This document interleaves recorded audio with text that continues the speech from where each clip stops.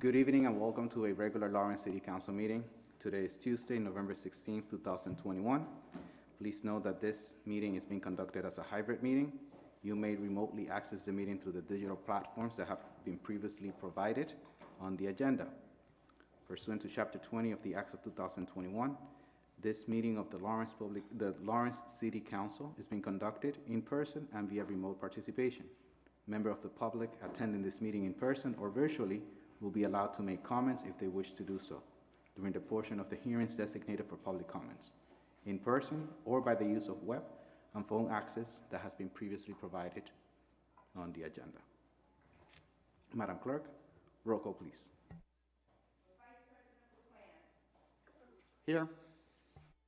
Councilor Rodriguez. Absent. Councilor De La Cruz. Councilor De La Cruz. Councilor Payano. Present. Councilor Abdu. Present. Councilor Selena Reyes. Present. Councilor Levy. Councilor Estela Reyes. Present. President Vasquez. Present. Please join me in a moment of silence.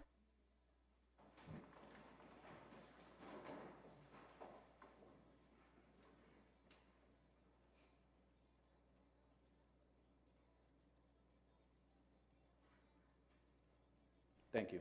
Now please join me for the Pledge of Allegiance.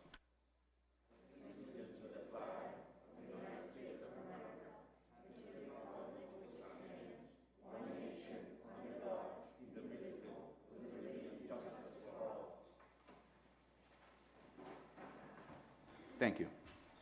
Councilors, we do have a set of minutes that need to be approved. Is there a motion to approve the minutes from October 18th, 2021, and also a special meeting on 11/4/2021? Second. Motion has been made and it has been properly seconded. Is there any discussion? Seeing there's none, all those in favor, please say aye. Aye. Mr. Council President, I believe we need a roll call vote for that. Yep, present. Madam Clerk, roll call, please. Councilor Estela Reyes. Yes. Councilor Anna Levy. Councilor Selena Reyes. Yes. Councilor Abdu. Hello, can somebody hear me? Councilor Payano. Yes. Councilor De La Cruz. Yes. Councilor Rodriguez.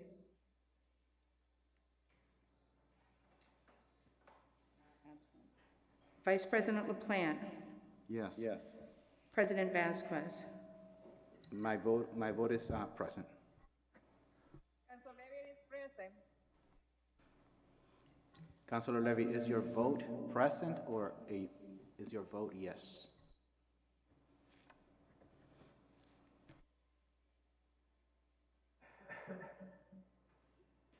Councilors and members of the audience, please note that this will be the last hybrid meeting that the Lawrence City Council will be holding. We will not have hybrid meetings. I think that is very complicated for residents and the council.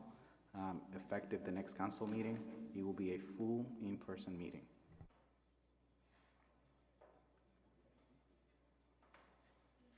That vote will not be recorded, just as a present, Madam Clerk. Moving on, public participation. Please note that you will have 2.5 minutes to address the City Council. When addressing the council, please address the council as a whole, not any individual members of the council. When you hear the first bell, that means that you've spoken for 2 minutes. When you hear the second bell, that means that your time is up. Please identify yourself with your name and address for the record, please. First person, Michael Dwyer.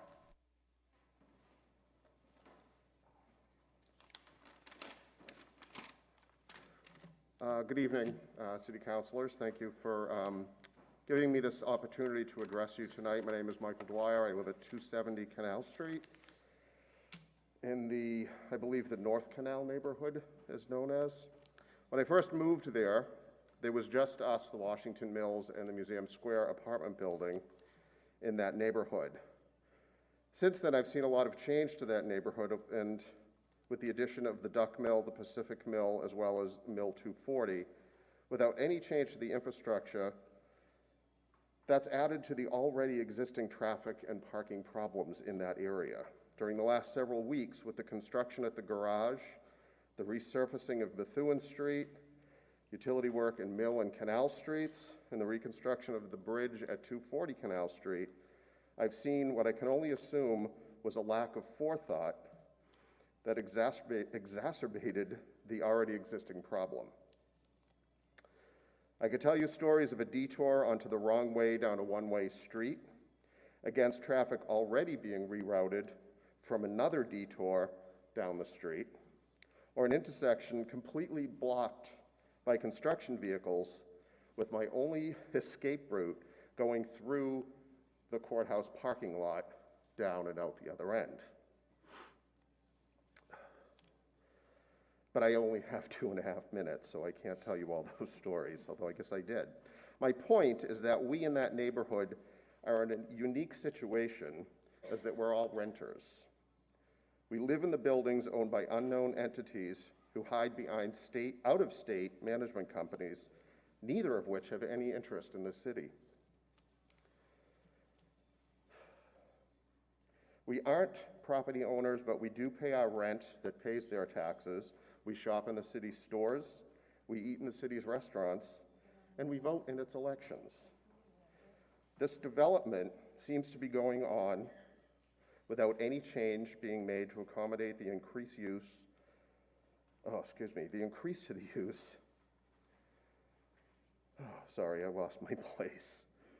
So yes, the development seems to keep going without any changes made to increase the use, and the cost there keeps going up unchecked to the point where residents are being priced out of their homes, yet it feels like those affected have no voice. I would just like to ask the city to consider us and maybe communicate with us better going forward.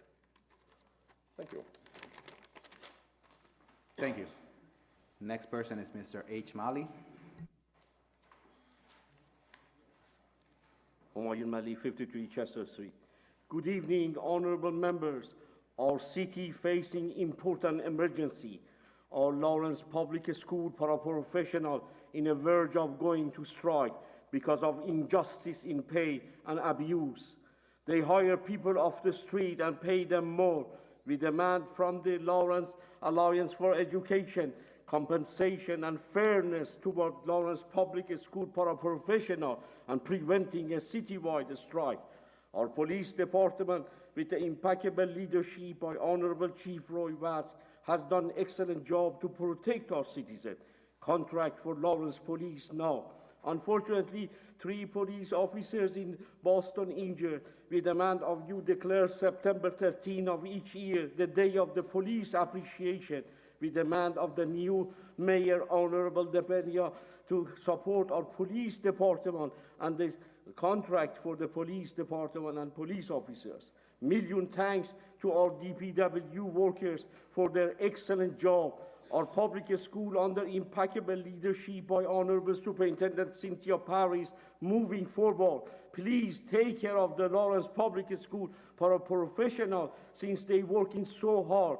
In the worst pandemic of the century, our citizens are disappointed with performance of Massachusetts Attorney General Maura Haley. Citizens are concerned with practices of the Central High School located off Hampshire Street. As a private school making millions in our city, we demand of them to hire crossing guard, since the congested traffic at the time of dismissal create danger for our citizens and children. Remember, Lawrence always is strong. We are united to support Honorable Mayor DePena, support sub-firefighters, Lawrence Teachers Union, and contract for Lawrence Police. Please remember Lawrence Public School paraprofessional and support them. Thank you. Thank you, Mr. Mali. Next person is Mr. Dick Russell.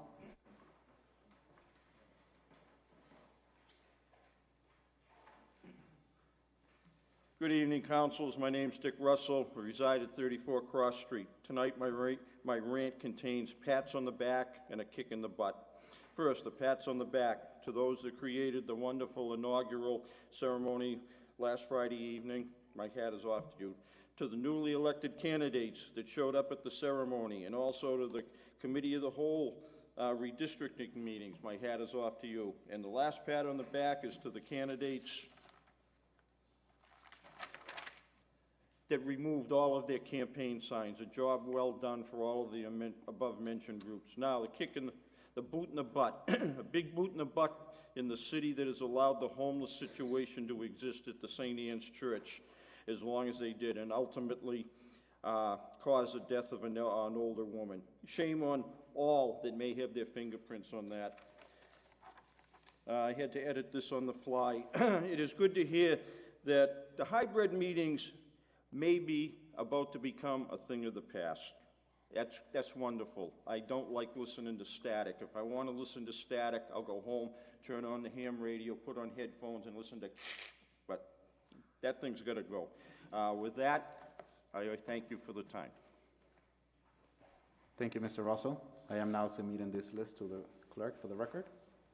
Thank you, Madam Clerk. Council President, Mr. Vice President, I'd like to take document number 27021 out of order, please. there's a motion on the floor. It has been properly seconded. Any discussion?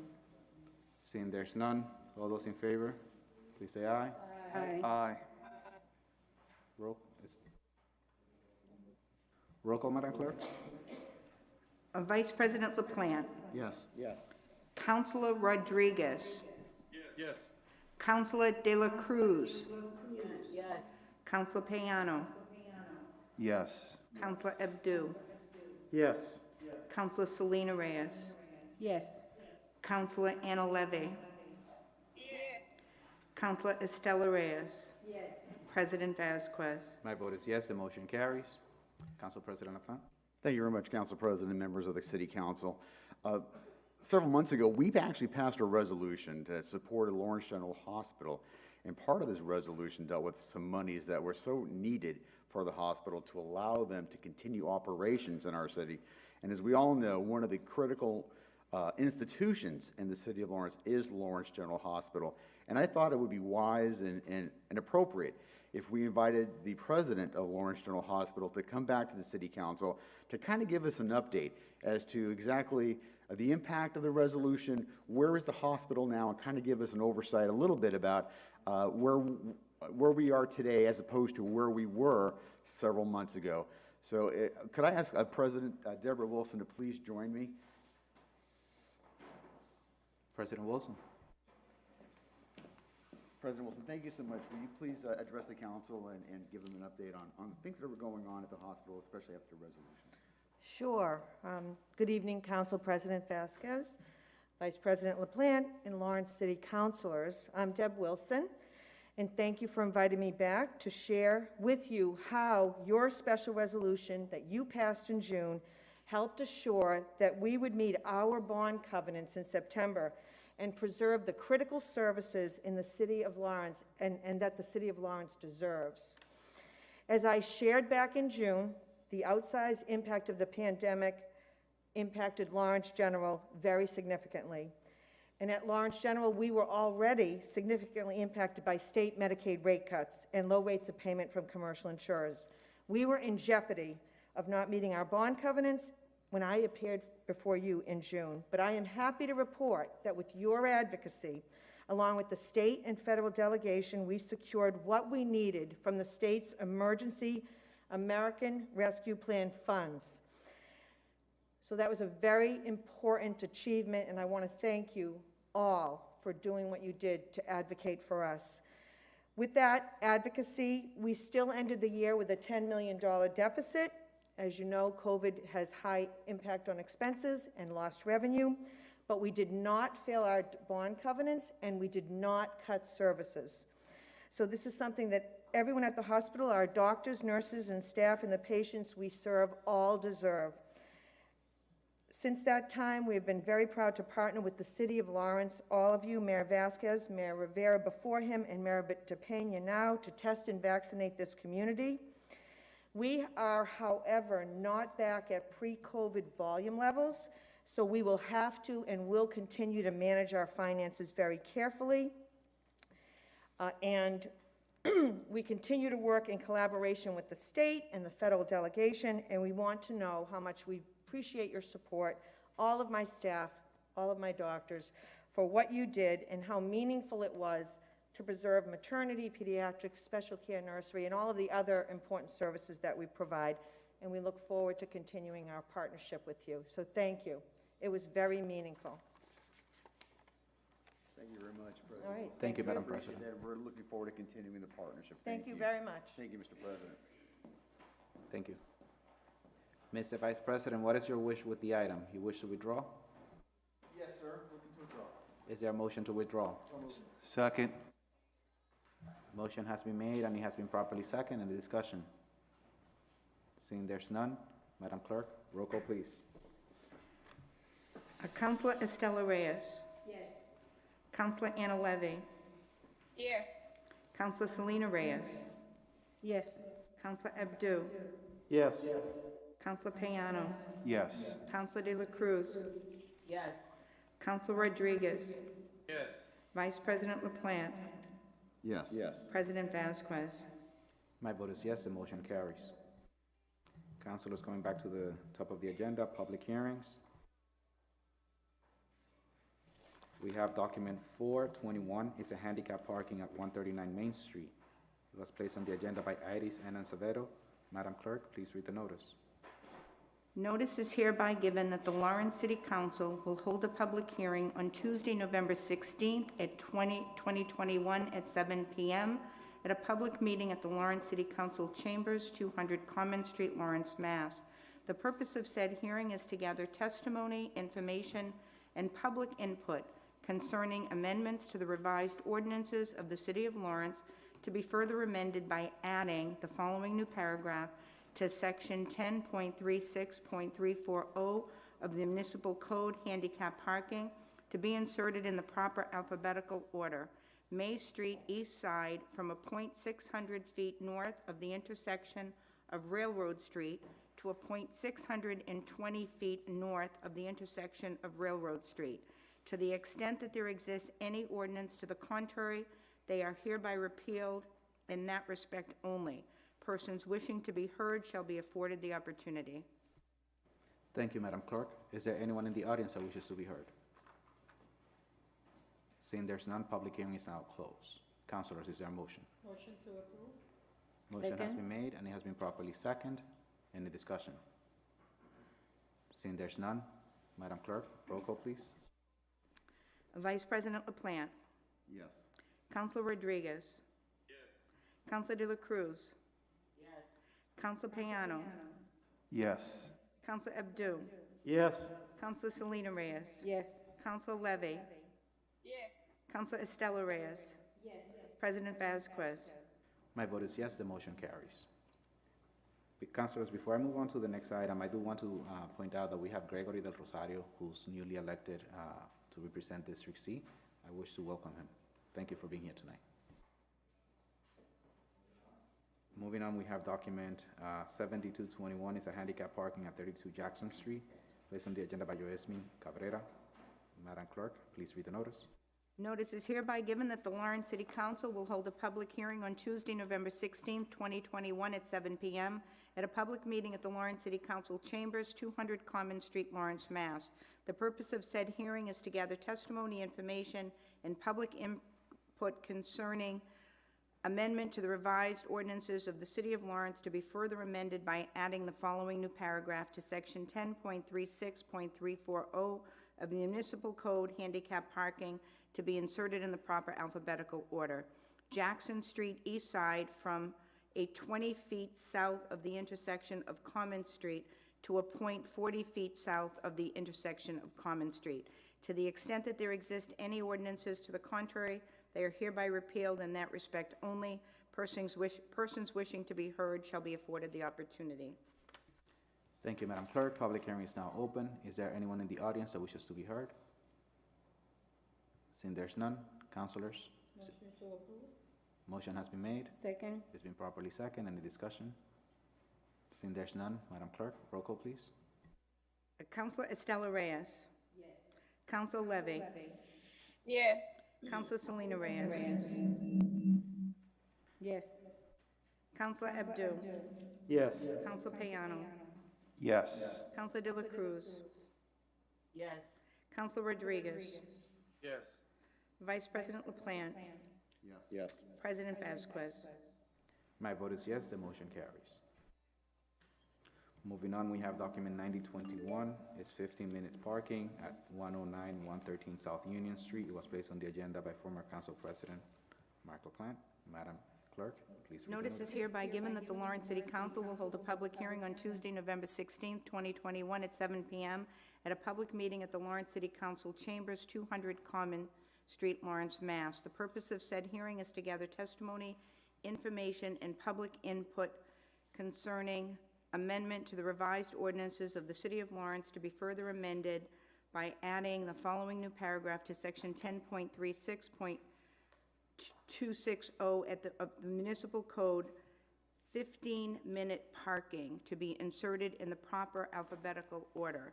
South Union Street, west side, from a point 64 feet northerly of the intersection of Bailey Street to a point 84 feet northerly of the intersection of Bailey Street between the hours of 8 a.m. and 7 p.m.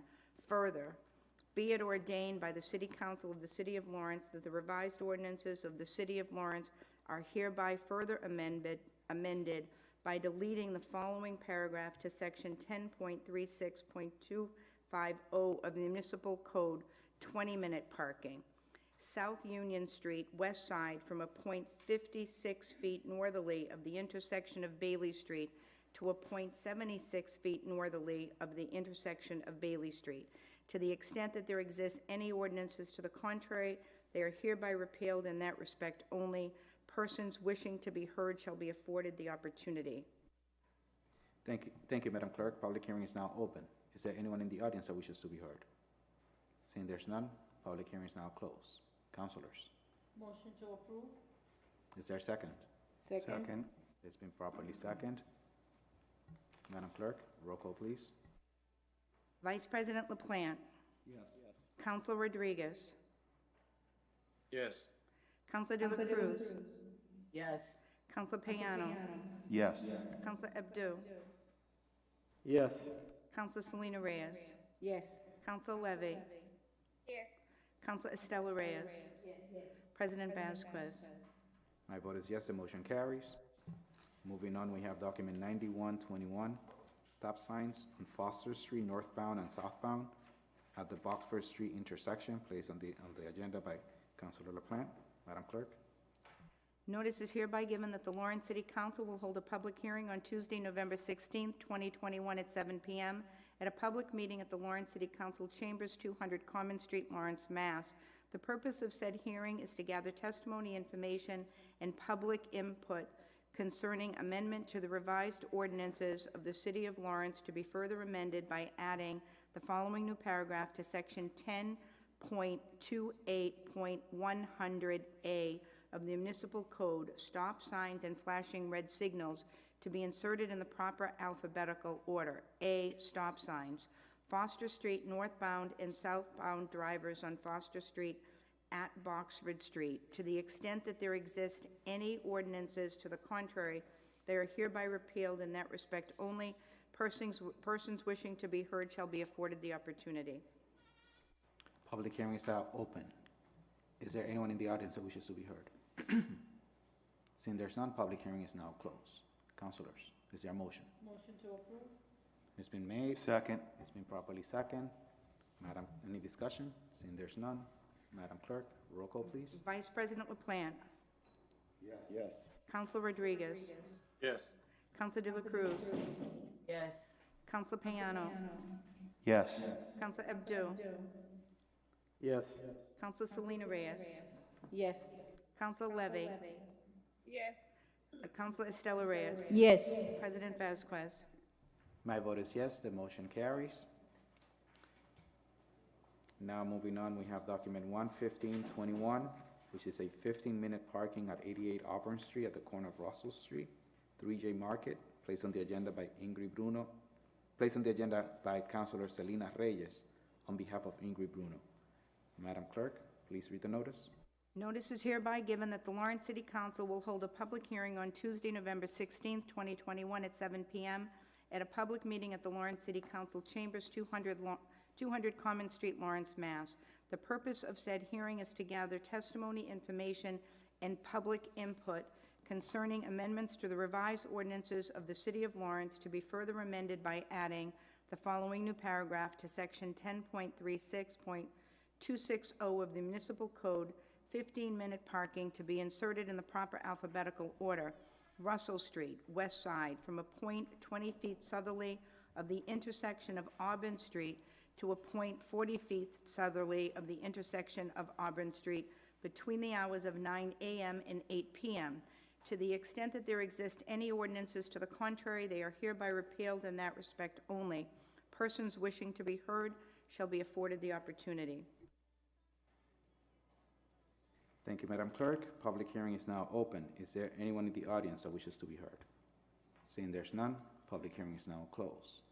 Councilors, is there a motion? Motion to approve?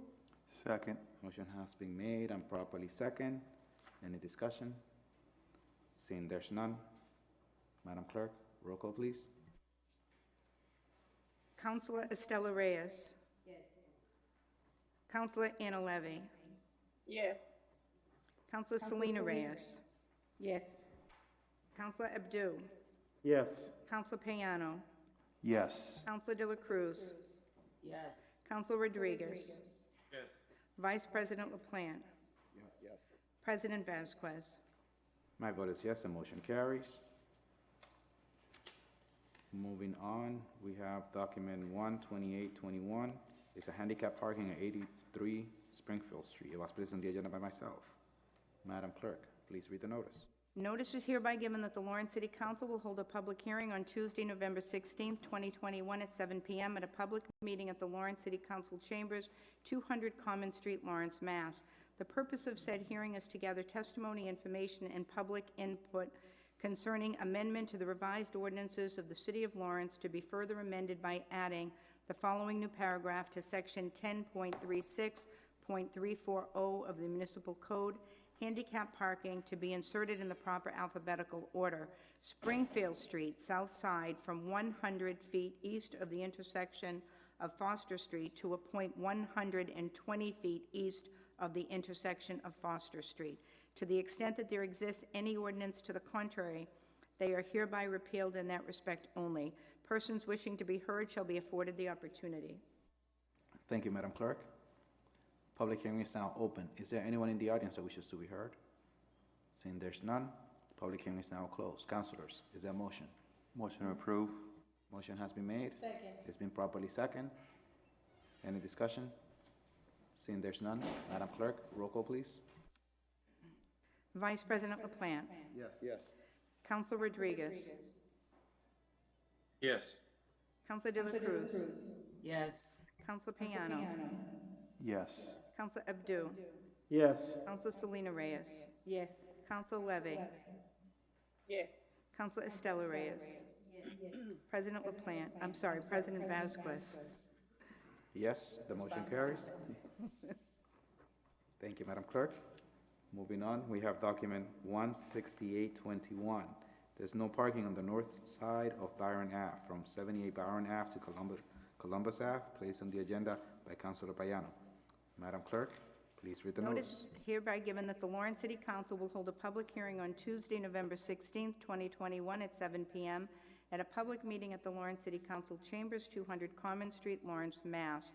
The purpose of said hearing is to gather testimony, information, and public input concerning amendment to the revised ordinances of the City of Lawrence to be further amended by adding the following new paragraph to Section 10.36.010 of the Municipal Code, parking prohibited on certain streets at all times, to be inserted in the proper alphabetical order. Byron Avenue, even side from Cypress Avenue easterly to the end of the street. Be it further ordained by the City Council of the City of Lawrence that the revised ordinances of the City of Lawrence are hereby further amended by deleting the following paragraph to Section 10.36.010 of the Municipal Code, parking prohibited on certain streets at all times, to be inserted in the proper alphabetical order. Byron Avenue, even side from Cypress Avenue to Columbus Avenue. To the extent that there exists any ordinances to the contrary, They are hereby repealed in that respect only. Persons wishing to be heard shall be afforded the opportunity. Thank you, Madam Clerk. Public hearing is now open. Is there anyone in the audience that wishes to be heard? Seeing there's none, public hearing is now closed. Councilors, is there a motion? Motion Motion has been made. It's been properly second. second. Any discussion? Seeing there's none, Madam Clerk, roll call, please. Vice President LaPlante. Yes. Councilor Rodriguez. Present. Councilor De La Cruz. Yes. Councilor Payano. Yes. Councilor Abdu. Councilor Selena Reyes. Yes. Councilor Estela Reyes. Councilor Anna Levy. President Vasquez. My vote is yes, the motion carries.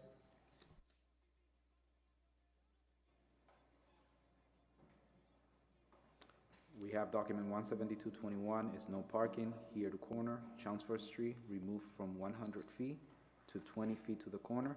It was placed on the agenda by former Councilor Gonzalez. Madam Clerk, please read the notice. Notice is hereby given that the Lawrence City Council will hold a public hearing on Tuesday, November 16th, 2021 at 7 p.m. at a public meeting at the Lawrence City Council Chambers, 200 Common Street, Lawrence, Mass.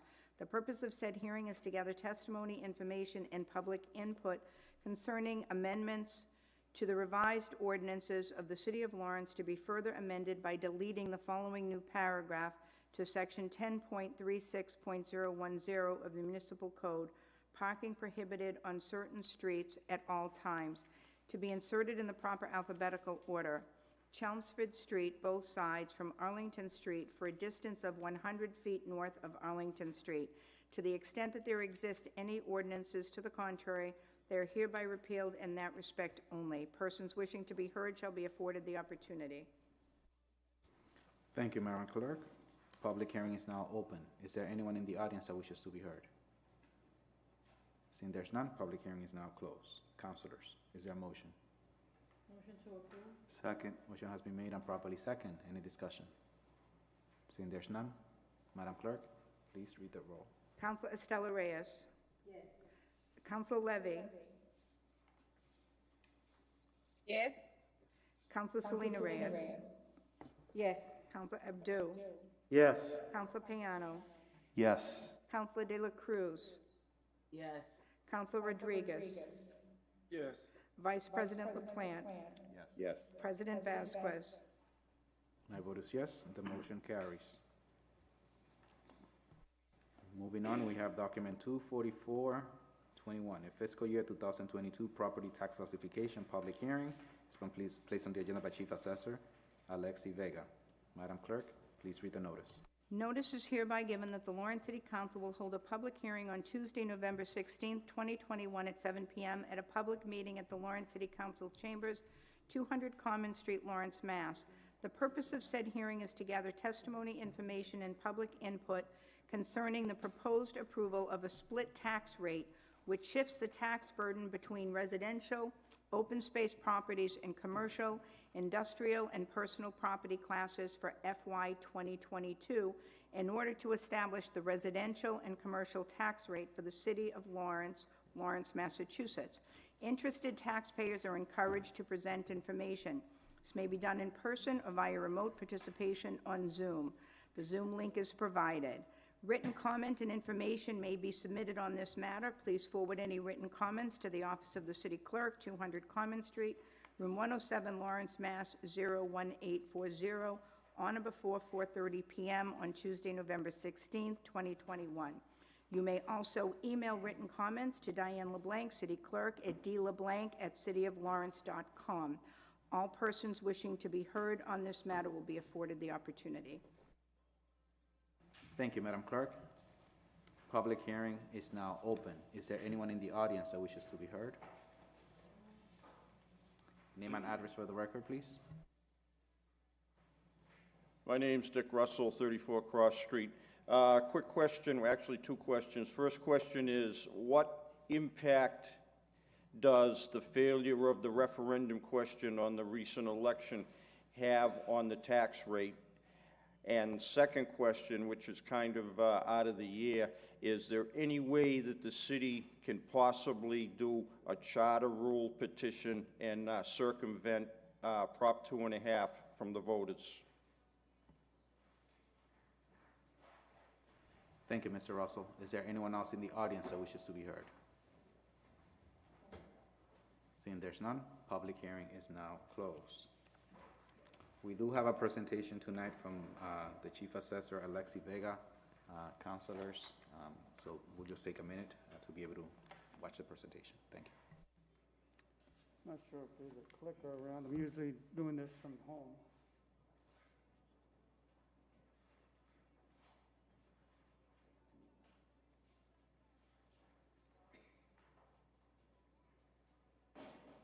So we'll just wait a second. I'm waiting for the clicker. But before I start, councilors, I'd like to use this opportunity to commend the team in the assessor's office.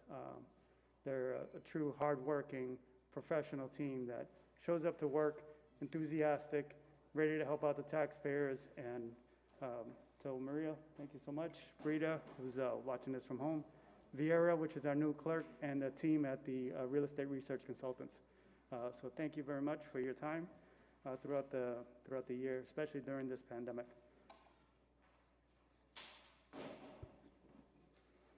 So I'm just going to toggle back and forth. Tonight, I'm here to present the FY22 tax classification presentation.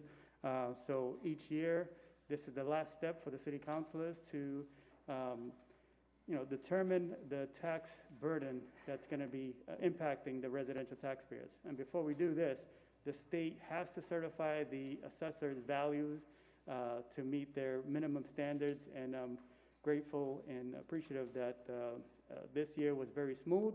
The state certified our numbers in October, and we're here tonight to finalize the last step before we submit the recap to the Department of Revenue for certification.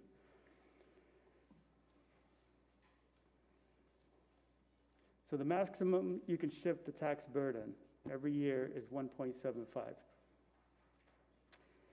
In order to determine the values, the state mandates the assessors in every community in the Commonwealth of Massachusetts to use the calendar year 2020 sales. And based on those sales, we determined that the total value of the city of Lawrence taxable value is $5.8 billion. This is an overall increase of 11.9% over last year's $5.2 billion. So year over year, the city of Lawrence has seen a tremendous amount of equity in their property values, and that's significant to the homeowners who actually stayed, and they can do more with their properties, like refinancing for a lower rate or cashing out to do some home improvements. On folks that sold, they did an amazing job and built a lot of bank, as you would say. So the assessed values increased each class. For the four major classes, the residential increased 13.5%, commercial increased 11.2%, industrial 3.6%, and personal property saw a slight dip, and that was to the retired equipment from the Eversource company, which is our #1 taxpayer. So they retired some equipment, although reported significant amount of new growth, so they added some new equipment for FY22. The average single-family home, which is our largest classification on the residential side, saw an increase of 13.2%, or 319,000, above last year's 281,000. Again, when I say that I met the state's minimum standards, the state requires that all cities in the Commonwealth of Massachusetts assess property at 100% of full and fair cash market value. For FY22, I hovered around 92%. So we met their minimum standards, and we were able to get certified. In this slide, you'll see the 3-year comparison of the property values for each class of property: residential, commercial, industrial, and personal property. Their values are to the right, and the percent increase year over year has been significant, and that's a great thing for the city of Lawrence. And you'll see in the later slides at the tax rate what this valuation increase does to the tax rate. To the bottom of the right, you'll see the tax levy. I'll talk about that in a few, but the levy in 2020 was $74 million, in 21, 79 million, and in FY22 is 81 million, which does not include Proposition 2.5. This slide will show you, defines what a levy is compared to a levy limit and Proposition 2.5 impact. The levy is an amount of money any community in the Commonwealth raises each year. And that's determined when you adopt the budget in May and June prior to the fiscal year starting. The levy limit is the maximum amount you can raise. That includes Proposition 2.5 plus new growth, which is above and beyond the levy amount that we adopted in the city of Lawrence in June. Proposition 2.5, if we were to increase the taxes, it would have been an additional $2.1 million above the $81 million that I showed you in the prior slide. The new growth amount that was certified by the DOR in October was $2.2 million. And here's a breakdown of each class of property. From the residential side, there was $39 million of added new growth, and that's attributable to new construction, permits that were issued during calendar year 2020, any residential properties or commercial properties that were exempt but were added to the tax rolls. Personal property accounted for $39 million, and that's attributable to any new personal property businesses or any existing businesses that added new equipment to their business. So the tax-based levy comparison will show you historic data of where we've been over the years in our levy amounts. And you can see the last 3 years, it's went from 4.2 million, and that was during the height of the Columbia gas disaster, and then added more new growth in FY21 and additional FY22 growth. And that's 22 is mostly due to the permitting activity and the hot market that we're in. So historically, we hover around 1.5 million, 1.2 million. So we do with a budget. We sit down with Mark Anello, our CAFO, and estimate what our new growth would be. And we're typically around 1.2, 1.3. But as you can see in the later years, it's been a lot higher than that. So that's been a blessing for the city of Lawrence. If the city council were not to adopt a split rate or a factor, the residential tax rate and commercial rate across the board would be $13.87. I can definitely show you the impact on what that would do to a single-family homeowner compared to a commercial business. So it's a historic low number in the city of Lawrence, and again, that's attributable to the valuation that we put forward and were certified. Here's a historic vote of the shift that the city councilors have adopted since 2004. And you can see toward the right, next to the rates, the shift has always hovered to the highest that you can possibly adopt legally in the Commonwealth of Massachusetts. In the last 6 years, it's been about 1.75.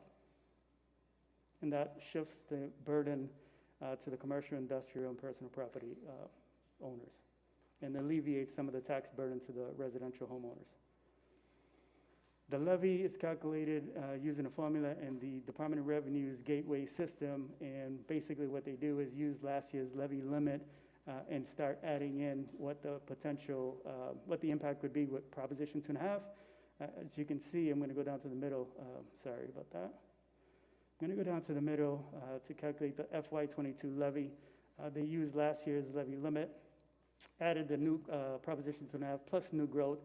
So the maximum that this council and the city of Lawrence can levy, raise in taxes is $89,698,000. This council did not choose to adopt Proposition 2.5, and therefore only raise basically all of the new growth, and not even considering what the levy limit was.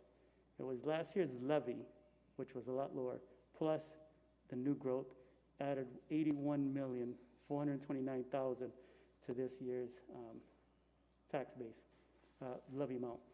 So basically what that means is for FY22, you have a excess levy capacity of $8.2 million that you cannot raise for this year, but it sits in a reserve for the following year.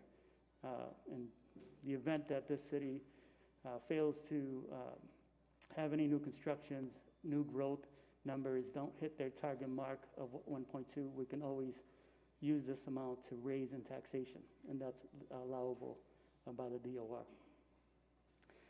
The single largest tax base in the city of Lawrence are single-family homeowners, and that's why we highlight them the most. They're the ones that are impacted pretty much every year. As you can see, historically, their tax bill has gone up. And this year, in the latest slides, you'll see that their tax bills from last year to this year would, on average, go up around $200. The next 6 slides will indicate the residential factor. I could have put another 100 slides in here, but single factor of 1 is a single rate, and as you shift the burden, it goes up to the maximum of 1.75. So historically, the city council has never adopted anything lower than a 1.71, so we always put in the last 6 slides. So a factor of 1.70, all these slides are gonna reduce the tax rate.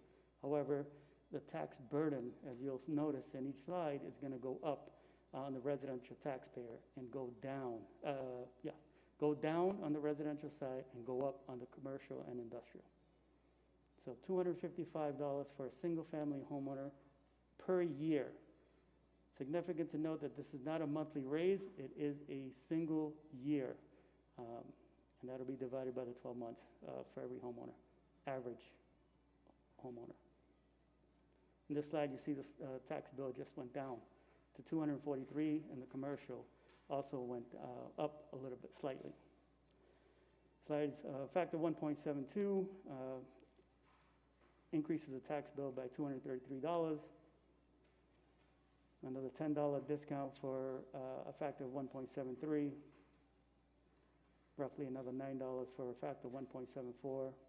And a factor of 1.75 ultimately lowers the maximum you can lower it is by $204. So that's going to be the increase per year. Here's a simple slide to show you the effect of a single average family homeowner tax bill. Again, the 6 factors. So factor 1.75 increases the tax bill $204, and the commercial tax payer would see a $344 increase.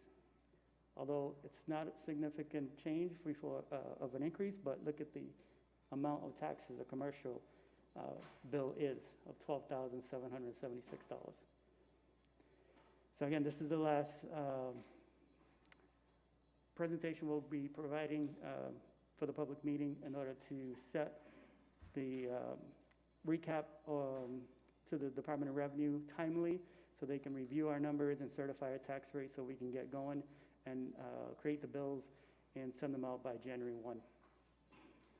We'll be available to answer any questions that any folks might have on this presentation or any questions they may have on their valuation. So we look forward to speaking with you. And this concludes our slide. Thank you, Chief Assessor Vega. Thank you very much for the presentation. Councilor Stella Reyes. Thank you, Council President. Assessor Vega, just a point of clarification, single family. The average, the increase about is going to be $200, 204. Correct. If the councilors adopt a factor of 1.75. But that's going to be a monthly, yearly. Correct. This is not going to be like a monthly, the reason that I'm asking the same question every year is because around this time is when we get all the phone calls. You know, the concern about how much is going to be increased and just of what we've been getting. So it's going to be 204 a yearly. Correct. Thank you. Council Vice President LaPlante. You're right, Council President, I'd like to make a motion that we set the tax classification at 1.75, the most friendly option out of the entire range of options. Second. There's a motion on the floor that has been placed by Council President LaPlante. It has been properly seconded by Councilor Payano. I believe that's what I heard, Councilor Payano, is that correct? Yes. Okay. Is there any further questions or comments? Seeing there's none, once again, councilors, the option that has been selected, it's a residential factor for 1.75 for the shift. Madam Clerk, roll call, please. Vice President LaPlante. Yes. Councilor Rodriguez. Yes. Counselor De La Cruz. Yes. Counselor Payano. Yes. Counselor Abdu. Yes. Counselor Selena Reyes. Yes. Counselor Levy. No. Counselor Estela Reyes. Yes. President Vasquez. My vote is yes, the motion carries. Thank you. Thank you, Chief Assessor. Moving on, we have document 26321. It's an appropriation transfer from free cash on the amount of $45,065 to Greater Lawrence Technical School. This was placed on the agenda by the CAFO, Mark Anello. It's going down to the Budget and Finance Committee.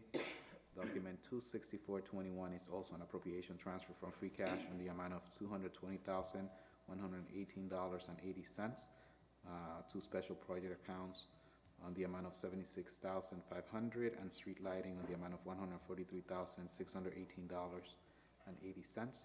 Placed on the agenda by Franklin Miguel, former DPW Director, is also going down to the Budget and Finance Committee.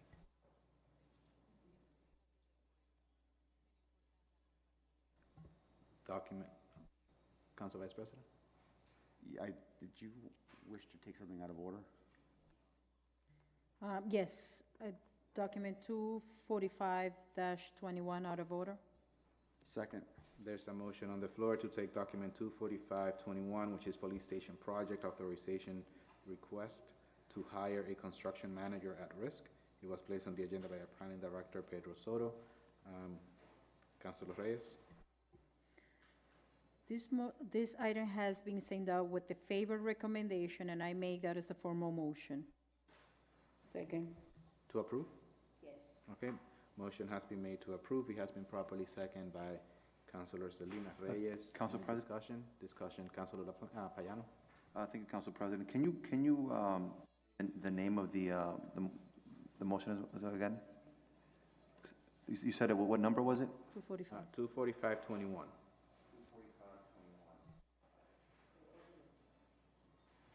It's under the Ordinance Committee Reports. My apologies, Council President. I think that the two is crossed off, right? Council President, I believe that Councilor De La Cruz has her hand up. Councilor De La Cruz? Council President, I have a question for Mr. Soto.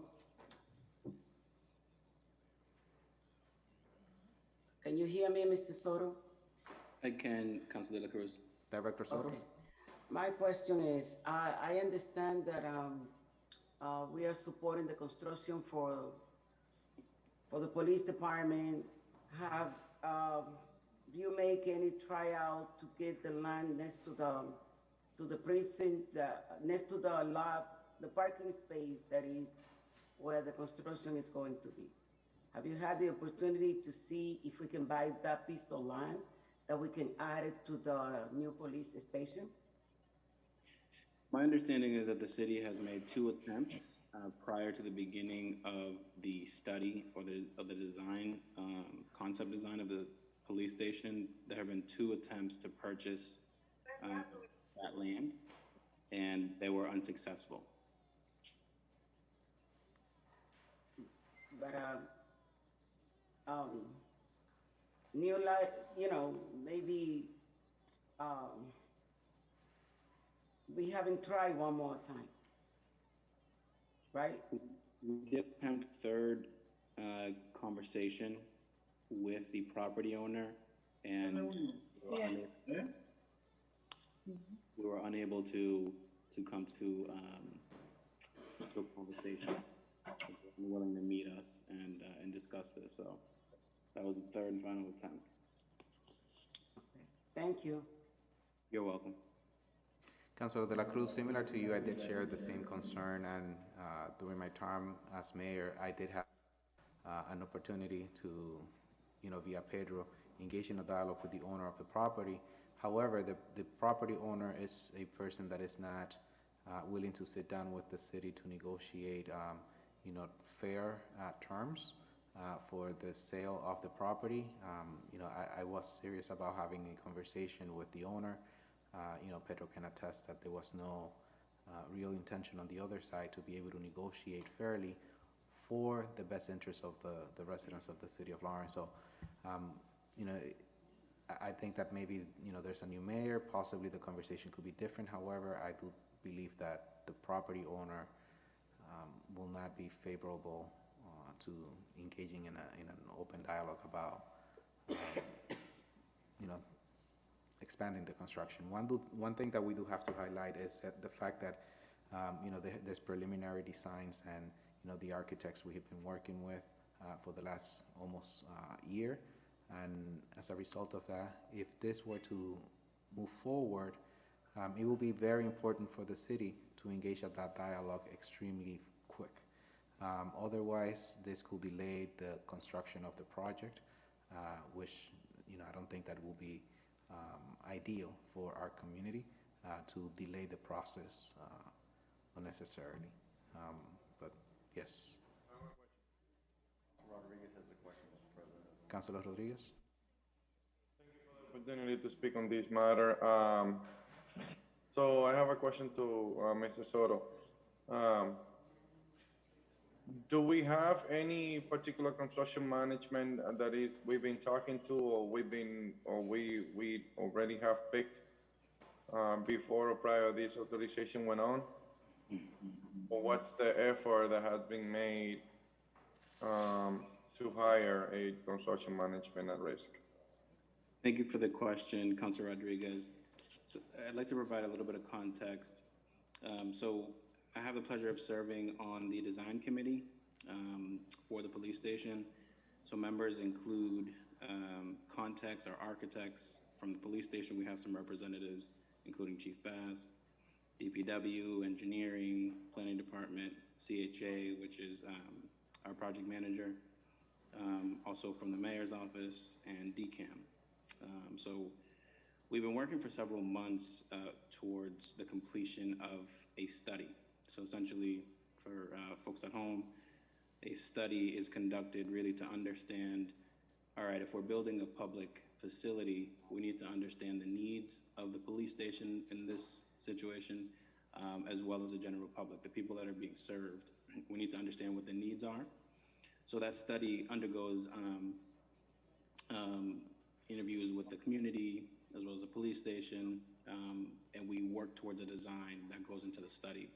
That study needs to be certified by the state, and once the study is certified, we go out through an RFP process to select a construction manager at risk that would sit with us in committee, and at that point we would be designing the building and to construct, you know, we would have to develop construction drawings that ultimately will be used to construct the building. So to answer your question, we have not engaged anyone at this point, and I don't believe we've even had conversations with potential folks yet that, you know, from these firms. Right now, we're just really working to complete the study and have it certified. We're here before you tonight to ensure that we have the approval to move forward and hire, essentially take out to RFP and then hire a construction manager at risk. That firm would sit with us and make sure that as we're designing construction plans, the actual pieces that we're designing can actually be built. The constructionability of them is accurate. We can build it in the real world. So that's why we need, at this juncture, we need to hire them so that what we're building will meet the needs of the real world, essentially. So that's where we are right now. All right. What is going to be the process for you to hire a construction management company? Are you going to do an RFP, or are you going to do it? What is the process that's going to take place in this matter? So that's correct. We would take this out to an RFP process. Once the applications come in, it would be reviewed through the committee and the proper procurement channels that we usually go through. Is the city council gonna have final approval, or this is the final approval for whatever you picked? You know, I don't know the answer to that. I believe, if my memory serves me correctly, this is where the city council is giving us the authorization to make, go through the proper procurement channels and hire who we feel is the best fit for the project. Yeah, that's what I thought, and essentially what we're doing is providing the authorization that the city council has to the committee. And that way you guys hire the company. Is the other way around, the way that I was thinking that it should be, is that you guys hire, you guys interview, do the process, that work, and present a company to the city council, and that way we can interview them, because there's gonna be a major determination as of how in the future, if it is any funds to be approved, that we can take some accountability and responsibility into consideration. And the way we're doing it is the other way around. We're not gonna take any type of consideration on the process, because we're giving it away by taking this vote today. Thank you for your feedback. Vote is actually, we were before, the project was before city council a few months ago when the funding for this project was approved. So as you're aware, the state kicked in, I believe it was $49 million for this project. The city kicked in $10 million, initially $5 million. When that vote took place, the city council was giving the project authorization to hire a project manager, to hire an architect, and also to hire a construction manager. The thing that we left out in the language was construction manager at risk. So when we sent the study up to the state, it looked at that third piece of authorization and said, well, the city council never actually gave you the approval to hire a construction manager at risk. Can you go back and get the clarification vote so that we can finish certifying the study? So in fact, the authorization is given to the project at the beginning when we were given the authorization for the expenditure of funds. So this is just a clarity vote. We, as always, we would love to have city council in part of the process. Some of our meetings can be open on the steering committee, and we welcome folks to come and we can share information on where we are in the process, and any way that we can keep you involved, just to understand where we are and give feedback. We'd welcome that, but I think that we would be. I think I'd answer the question in that way, that this is just a clarity vote from something that was supposed to be approved a little while ago. Yeah, this is a common practice. The city council sometimes just give out to essentially everything that we have to say on one vote, without knowing that that's exactly what we're doing. And eventually down the road, it's always the fact that when there is a mistake, and then we realize that, oh yeah, we just give up to everything that we potentially have, having a committee that eventually the only responsibility that might have is to authorize whatever, but if it is any funds that need to be reauthorized or rebond, or perhaps taking a new bond, that's basically when the city council come again. And it is a common practice, which I believe we should change, because there is so many construction that are going on in the city that at some point we just authorizing the funds and not being taken part of, but if anything goes wrong, we took all the blame, and not having a level of accountability in between the committees and the city council is a challenge. And we would like this to be different. If the council allows, realize that we should have some type of level of accountability built up in between, we might get into trouble with any type of construction, including any potential schools or perhaps the police department. I think that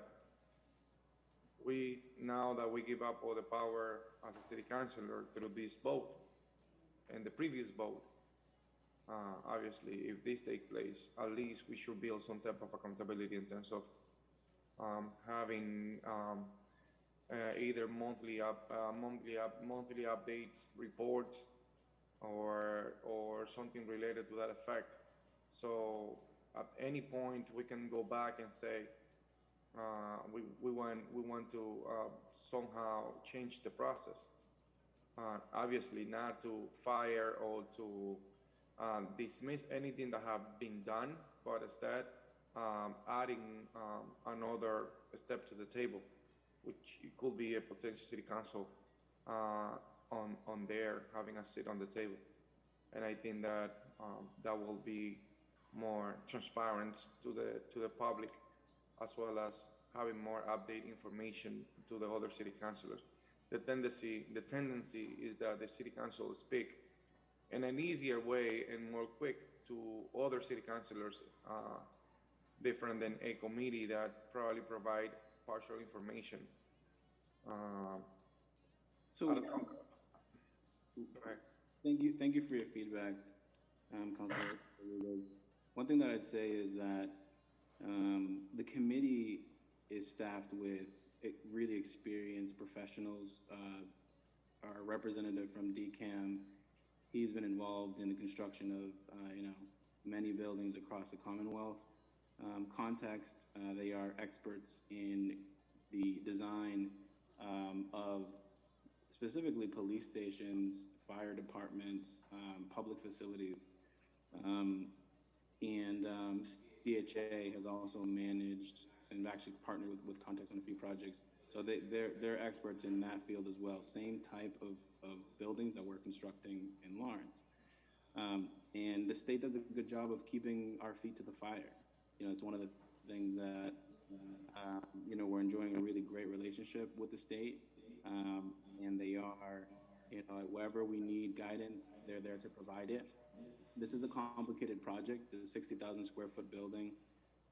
We really want it to be the crown jewel of, the Commonwealth. It's going to be a state-of-the-art facility.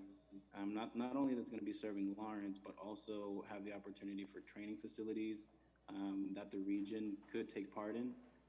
So we're really trying to make it less of a fortress, kind of police stations in general, and more of a community asset. So that's one thing that I'd point out, that we do have a lot of talent and experience on the committee. It's not just us rubber stamping designs. There's a lot of thought that's going into the design. The second thing is that there are minutes taken at every meeting that we go to. And those are public documents that we could share with City Council. We have updates, like monthly updates. There's an executive committee that the mayor is part of. So we can make that information available and receive feedback in that way. So long as, if Mayor DePina would like to do that, we're more than happy to make that available. And it's not, Mr. Soto, it's no doubt that the professionals that are on that committee are very, they're professionals. They've been doing this for a while, but at the end of the day, I think that having a city council on the table is up to this body. And I think that it is fair to at least have the option to allow the city council to make a determination whether or not we want to send somebody to that committee to serve there. And I leave it up to the city councilors. City councilors, I mean, members of these bodies, would you like, if possible, to send somebody over to, not to oversee the project, but to be part of the process? Yes. So I would like to, if possible, Council President, do you think that that's a possibility?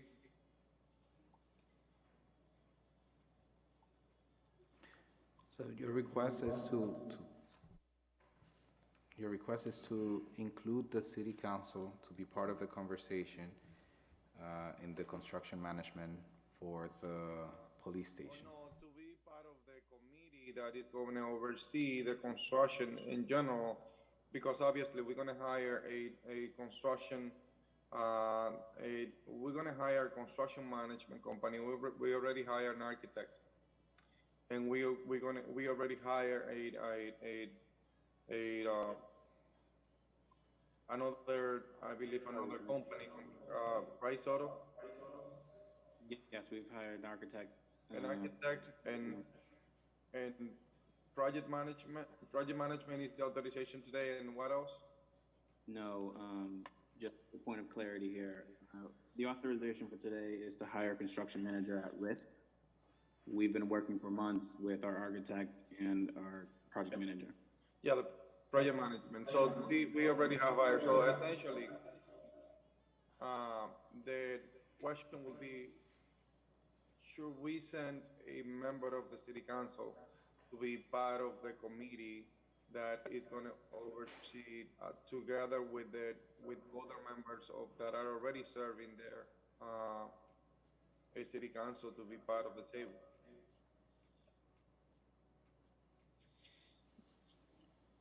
From a legislative perspective, the city council could take the vote tonight and, you know, in his role and capacity, Pedro will have to bring it back to the executive, which will be Mayor De Peña. Mayor De Peña could decide to include a member of the city council or not to participate in this capacity. As mayor, he does not have to make an appointment of a member of the council to serve in the construction management, as this is more of an administrative task versus a legislative role that needs to be played. You know, it will definitely be ideal, and you know, as a body, we could ask the mayor to include a member of the council to participate in the dialogue and you know, for the construction specifically. Yes, I think the ask can be made. Can it be enforced if a vote is taken tonight as part of this motion? You know, I'm not here to provide legal advice, but I do not see how a mayor needs to enforce that particular ask. So Mayor De Peña could willingly decide that it's for the best interest of the city to include a member of the council to participate in this dialogue, or it could continue as an administrative task of the city, you know, in which, you know, he leads the effort for the construction. So it's up to the executive branch. Yes, given that, you know, any construction of buildings or day-to-day administrative operational task of the city do fall under the purview and responsibility of the mayor. Mayor De Peña will have the sole authority to appoint and decide who gets to be part of certain conversations. Do I think it's reasonable for the council to ask to participate? I do believe it's reasonable. Now the mayor will have the final disposition as to whether or not he wishes to engage the council as part of the conversation. I hope that helps. Would it be proper to send correspondence to the executive branch to see if they consider sending or sharing any type of information that is important to the project and important to the council with this body? There's a motion on the table. Is there a second? Council President, can you repeat what the motion is? There's a motion on the table by Councilor Rodriguez to send correspondence to the executive asking for the opportunity to engage the city council as part of the conversation for the construction of the police station. Second. Councilor Rodriguez, I just want to confirm that that was a motion.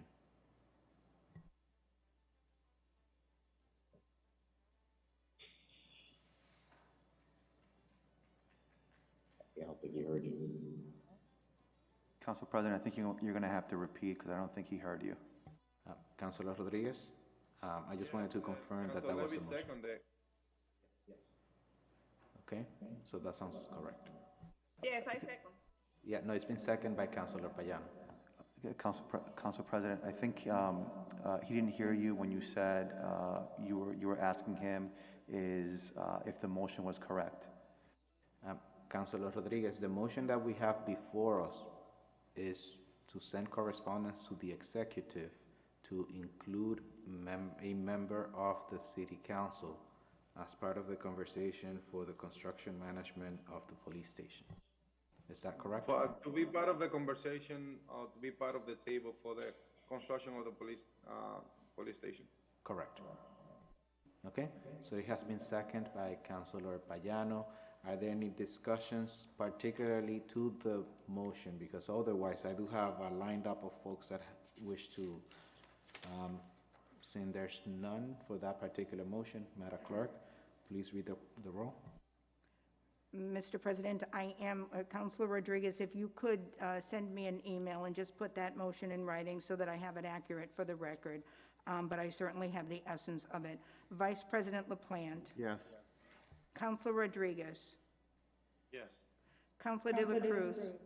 Yes. Councilor Payano. Yes. Councilor Abdu. Yes. Councilor Selena Reyes. Yes. Councilor Levy. Yes. Councilor Estela Reyes. Yes. President Vasquez. My vote is yes, the motion carries. Councilors, we still do have other councilors who, so the main motion has not been voted on. Please note that. So we did vote to send correspondence, so the document is still open, and this is the lineup that I have. Councilor LaPlante, Councilor Payano, Councilor Abdu, and Councilor De La Cruz. Councilor LaPlante? I do not wish to speak at this time. Councilor Payano? Thank you, Council President. So I just have a few questions for Mr. Soto.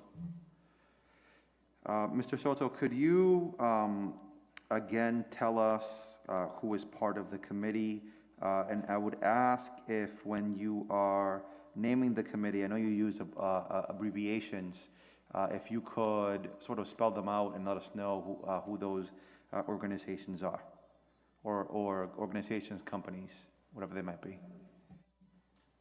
Yes, thank you. Councilor Payano. So the committee has several members on it. Context is our architects, that firm out of Boston. The police station, we have several members that usually participate, but Chief Fask is usually there. DPW director has been involved, as well as the engineering department, our engineer, city engineer. I myself represent the planning department. CHA is the name of the firm for the management for the project. For the mayor's office, there's several people, but because of the transition, we're still trying to figure out who is going to be representing the mayor's office for the project. And DCAM, Department of Capital Asset Management, Scott Schiltz is a representative from the state.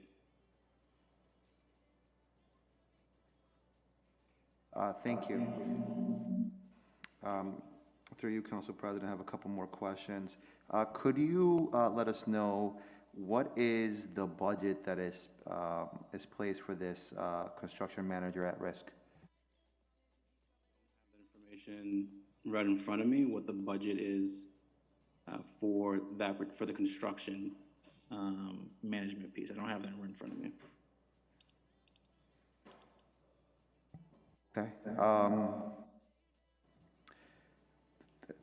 Is there a possibility you could get that information? I know that there's a list of people that that might have questions. I think, anytime that we are hiring someone, I think it is important to know If we are giving you authorization to hire an individual, I think it is important to know what the range is for that particular person. So I'm wondering, is it possible for you to get that information, or is that something that you wouldn't be able to obtain until tomorrow?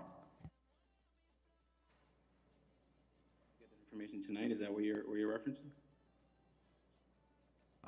Yeah, so I'm wondering if it's possible for myself to get that information as to what would be the range, like what is the budget for this construction manager at risk, if I would be able to get that information tonight.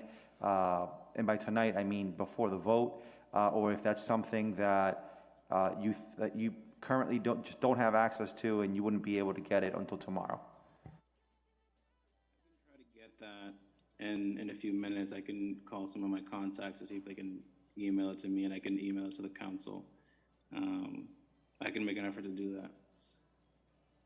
Okay, I appreciate it. I know it would be difficult if you have to call somebody. I don't know how you'll be able to do that, since I know that several of us have questions for you. So, but I'll move on to some of my other questions and maybe get back to that.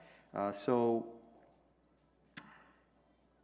I'm assuming that the funds for this construction manager are coming from what we'd already approved, and you had a conversation where you were explaining that this was a clarity vote, something that was supposed to be approved. Can you just articulate that a little bit more? I didn't quite understand what you meant by this was a clarity vote.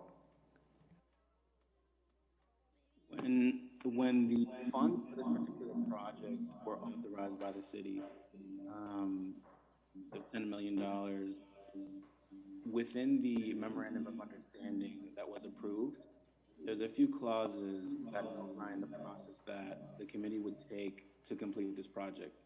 The first part of that was to complete the study. And to do that, we would need to hire an architect, we would need to hire a project manager. Those things are pretty well outlined. The third part that was not very clear, or as clear as the state would want it, was to hire a construction manager at risk. I believe the language spelled out in the initial document was construction manager. And the state said, well, that's not sufficient. We need to outline that it's construction manager at risk. So tonight's vote, is really just to provide that last bit of clarity. The budget has already been discussed when this project was approved and was before council several months ago. So it's not like we're not introducing new material. We're just at the stage of the project where we need to bring on the construction manager to aid in the design of the construction documents. So again, just to clarify, the council's already voted on this. Discussions have been had about the budget in particular and the costs and line items for construction manager, architect, and so on. I'm happy to provide that for you. Like I said, I can work to see if I can do that tonight. I would just share that we are getting to the point in the project where if we don't approve, we'd love to have a vote tonight on this. We spent a lot of time at committee discussing the intricacies of this vote. We actually had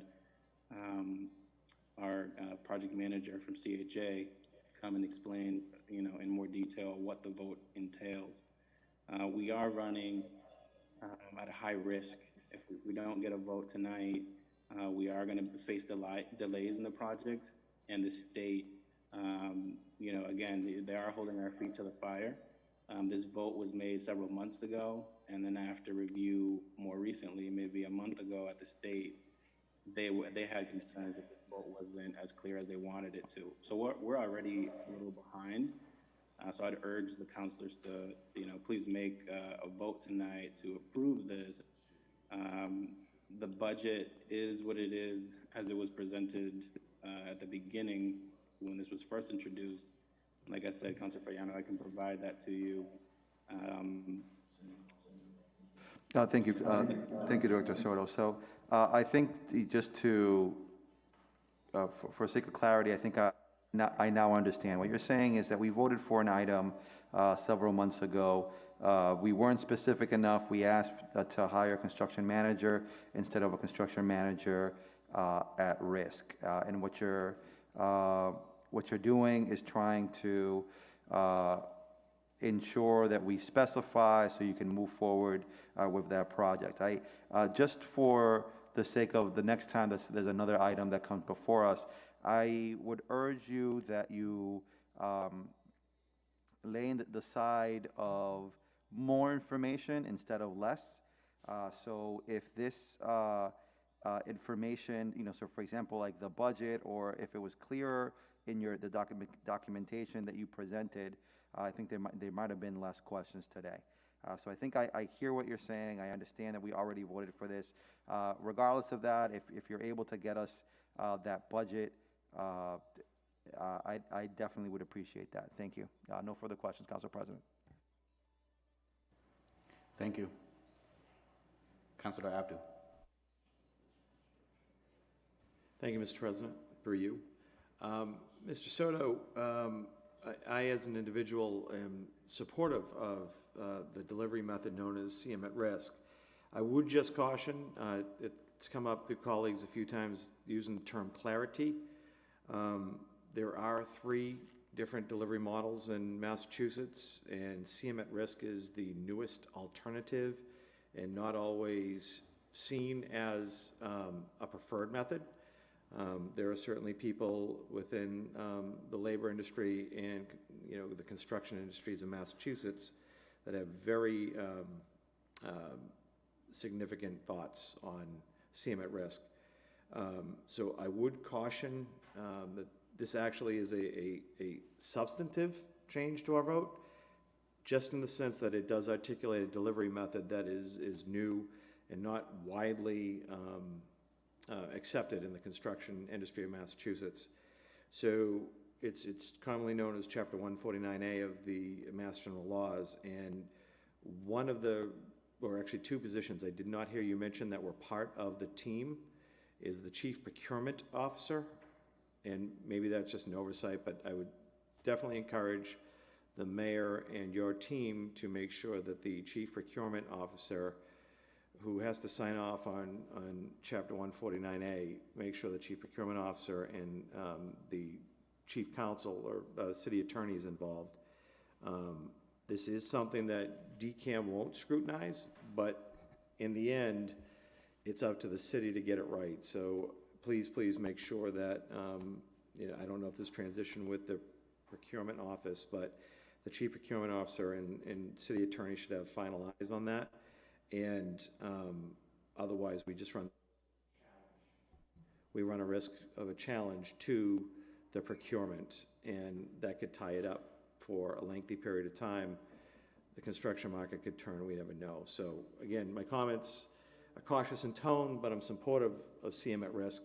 I just, for what it's worth, and for you, the team, the new mayor, that you touch base with the Chief Procurement Officer, make sure that person's involved as well as the City Attorney. So thank you. Mr. President, thank you for the time. Thank you, Councilor Abdu. Yes, as a point of clarity, the Procurement Officer, NOV Martinez, does participate in the meetings, as well as our CAFO, Mr. Mark Ianello. We've had representation from the City Attorney's Office as well. And I don't think anyone else was missed. So the City Engineer, DPW Director, Planning Director, Police Chief, Mayor's Office, Procurement Officer, CAFO, City Attorney, Context, DCAM.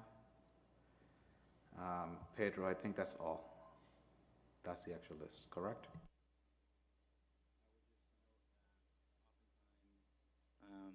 We meet every 2 weeks with this committee that I described. The executive team also meets 2 weeks for half hour after we have our design meeting. And there have been times where Mark Anello has been part of the executive team to be updated if things are related to the budget. So sorry for not mentioning that piece, but they have been very close to the project, and we don't move forward without their blessing. That was a good point, Councilor Upton. Thank you.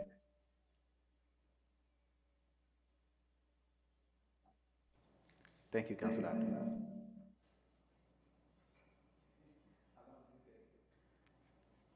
Now, Councilor de la Cruz. Thank you, Council President.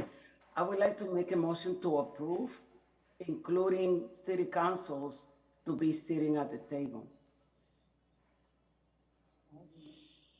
Councilor de la Cruz, we have already taken a vote on that. Do you wish to move forward with the?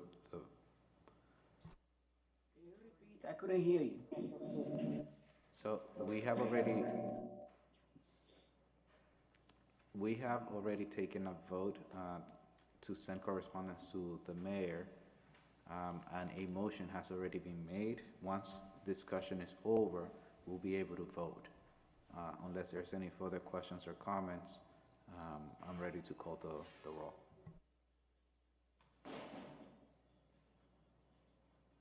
Madam Clerk, roll call, please. Councilor Estela Reyes. Yes. Councilor Levy. Yes. Councilor Selena Reyes. Yes. Councilor Abdu. Yes. Councilor Payano. Yes. Councilor De La Cruz. Yes. Councilor Rodriguez. Yes. Vice President LaPlante. Yes. President Vasquez. My vote is yes, the motion carries. Thank you. Now going back to the top of the agenda, we have document 13921, which is a 10-minute parking to replace the 15-minute parking at the intersection of Salem Street near South Union. It was placed on the agenda by Councilor LaPlante. Madam Chair from the Ordinance Committee. Document 13921 has been sent out with the favor recommendation, and I make a motion to approve. Second. To order public hearing, I'm sorry. Motion has been made to Second. order a public hearing. It has been properly second. Any discussion? Seeing there's none. All those in favor? Madam Clerk, roll call, please. Vice President LaPlante. Yes. Councilor Rodriguez. Councilor De La Cruz. Yes. Councilor Payano. Yes. Councilor Abdu. Yes. Councilor Selena Reyes. Yes. Councilor Levy. Yes. Councilor Estela Reyes. Yes. President Vasquez. My vote is yes, the motion carries. Moving on, we have document 15121. Madam Chair from the Ordinance Committee. Document 15121 requests the amendment zoning map 221, lot 82 from R2 residential to OSR, open space recreation. It has been sent out with the favor recommendation to order a public hearing, and I make that as a formal motion. Second. Motion has been made. It has been properly second. Any discussion? Council Vice President LaPlante. Thank you, Mr. President. Is this one of those instances where we need two hearings because we are changing or amending the zoning? Sometimes sometimes when we amend, and I'm not sure if this triggers that. I don't believe It it's may two. not, but I'm not sure. I You don't think believe so? it's two. No? Okay. A public hearing might be needed in the zoning or planning board potentially, but the city council will hold only one public hearing. Yeah. It's already went through the zoning and planning board. So there's a motion on the floor. Is there a second? It's been properly second. Madam Clerk, roll call, please. Vice President LaPlante. Yes. Councilor Rodriguez. I was asking for discussion. Discussion, Madam Clerk, since I didn't see him, let's go back. Discussion, Councilor Rodriguez. I apologize for that. Yes, I want some clarification on this. I mean, I know that we're changing it from residential, which I don't know how we get to that point, but to recreational. Is that mean that we're gonna be able to develop the site as part of the recreational space? We're not gonna have any type of restriction for that type of thing? Any type of future project comes to recreation? I just wanna make sure, yes or no, if that's okay in case that we decide to develop the site. Not residential, but recreational. Through you, So. Councilor somebody President. can- Councilor Rodriguez, now, it's gonna be no restrictions first, and it's exiting park or open space. So, we can have more information once we get the public hearing back, but it's not gonna be restriction. So we're taking a vote to approve, right? To order public hearing. Oh, never mind then. Yep. Madam Chair, are you able to identify the actual location? So I have a in front of me, Yes, but it's a little blurry. I don't have it in front of me, but I can get it. So what are you looking for? For, what is the actual map area? Is it, So the map is 221, lot 82. I don't know if you can identify it in the map that you have. I don't think you're going to be able to. yeah, look, it looks really bad here. Yes. Okay, I'll take a look at it on the computer. I'll log in into MeMap.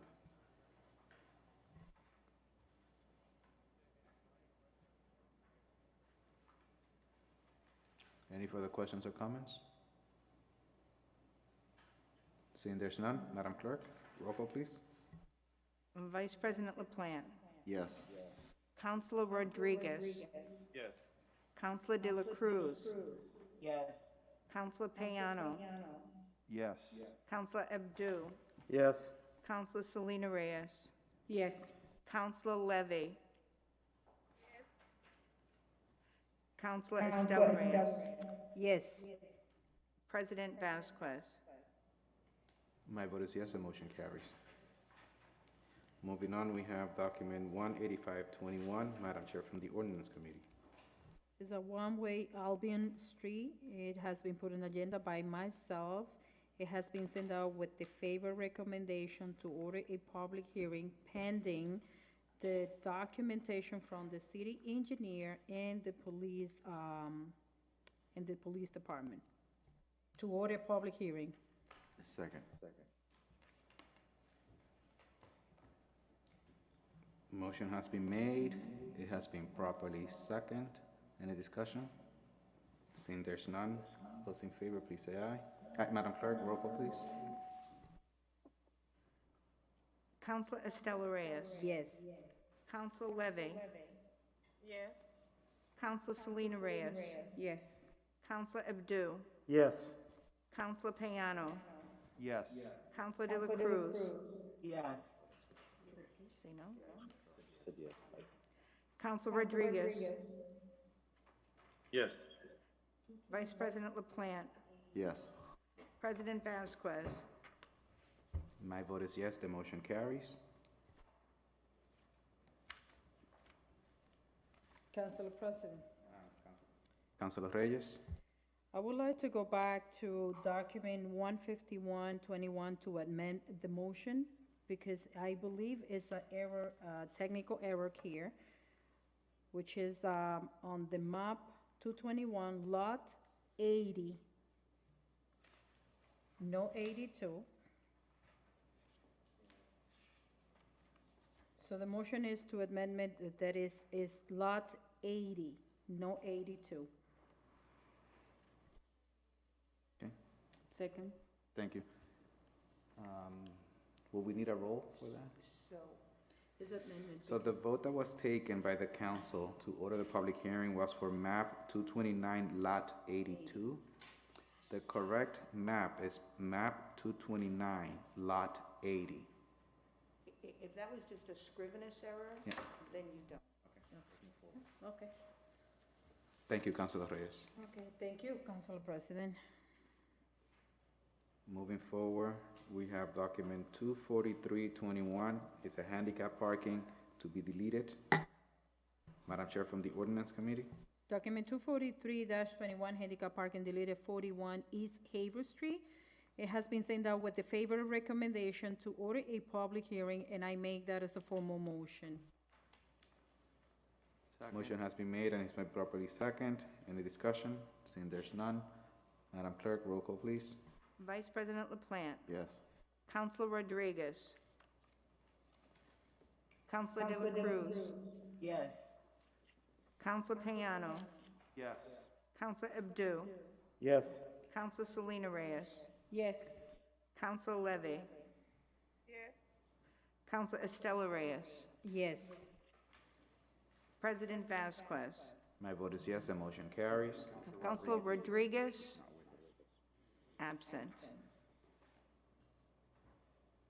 Moving on, we have document 25821. Madam Chair from the Ordinance Committee.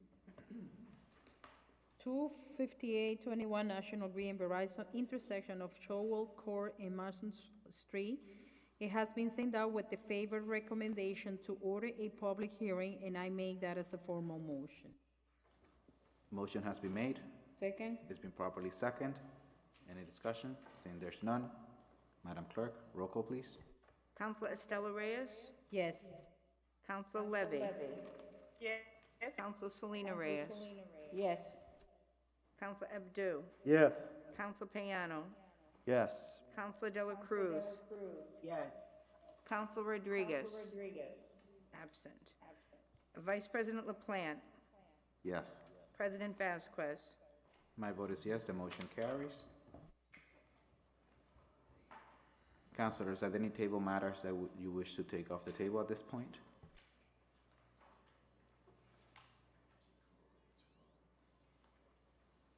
Seeing there's none, moving on to new business. We have document 26121. It's a disclosure by municipal employee Frank Martin. It's going down to the Ordinance Committee. Document 26221, appointment of Tanis Lilly, Lawrence Conservation Commission, was placed on the agenda by myself. It's going down to the Personnel Committee. Document 26521, order to expand grant funds, Commonwealth of Massachusetts Community Compact Grant Program. Review human resources practices on the amount of $12,000, placed on the agenda by our CAFO, Mark Iannello, is going down to the Budget and Finance Committee. Document 26621, order to expand grant funds, Commonwealth of Massachusetts Community Compact Grant Program, update of wage and classification plan for non-union employees on the amount of $25,000 is going down to the Budget and Finance Committee. Document 26721, order to spend grant funds, EOEEA renovation to Reservoir Park on the amount of $400,000 by Susan Fink, Manager of Financial Administrative Services, going to the Budget and Finance Committee. Document 26821, handicap parking, 77 Shashin Road by Mildred Mendez, is going down to the Ordinance Committee.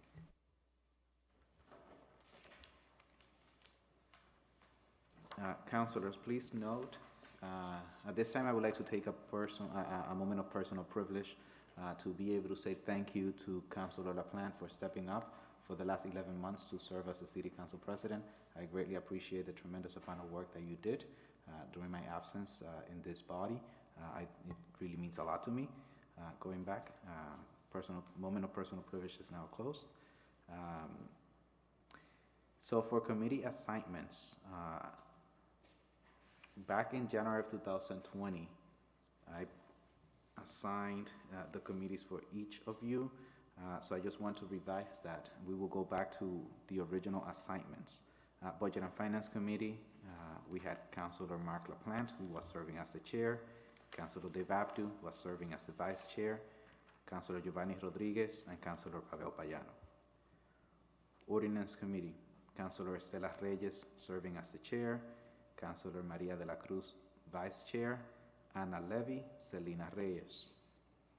Housing Committee, Councilor Giovanni Rodriguez, chair. Councilor Pavel Payano, vice chair. Councilors Ana Levy and Councilor Mark LaPlante.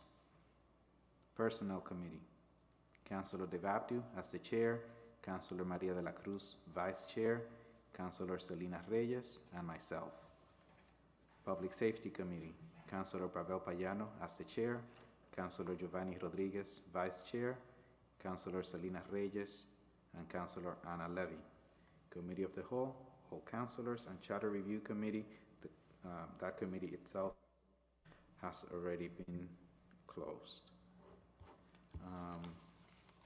Madam Chair, from the Ordinance Committee. When Next is your next meeting? Tuesday at 7. Okay. Mr. Chair, from the Budget and Finance Committee. The next meeting will be on Monday, following the Committee on the Whole meeting for the Budget and Finance. And Mr. President, at this point, if I could be recognized to say a thank you to the Vice President, Acting Vice President Estela Reyes, for being tremendously helpful to me during my presidency, or time as acting president, and also to Jorge Gonzalez, who also served and to represent the members of District C at the time, and thank you to him for his service in your absence. Thank you. Thank you. Thank you. Thank you very much, Councilor Reyes, as well as Councilor Jorge Gonzalez for stepping up. Budget and Finance Committee, Mr. Chair. Yep, Oh. Monday, following Committee on the Whole. Public Safety. Council President, the Public Safety Committee will be meeting on November 29th.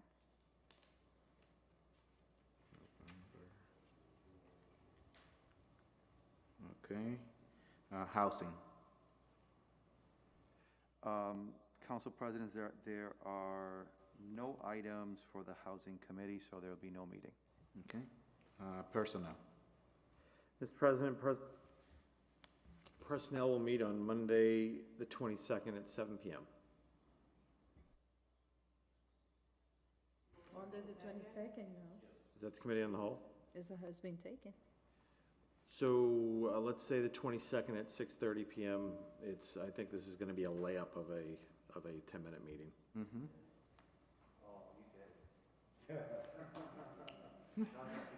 Councilor Payano, get ready to start asking questions that night, okay?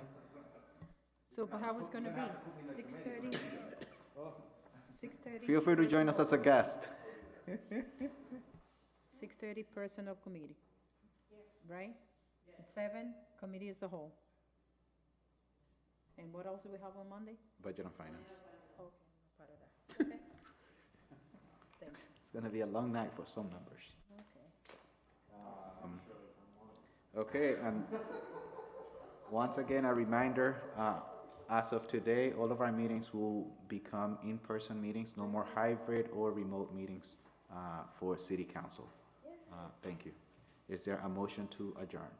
Motion to adjourn. Second. Motion has been made, it's been properly second.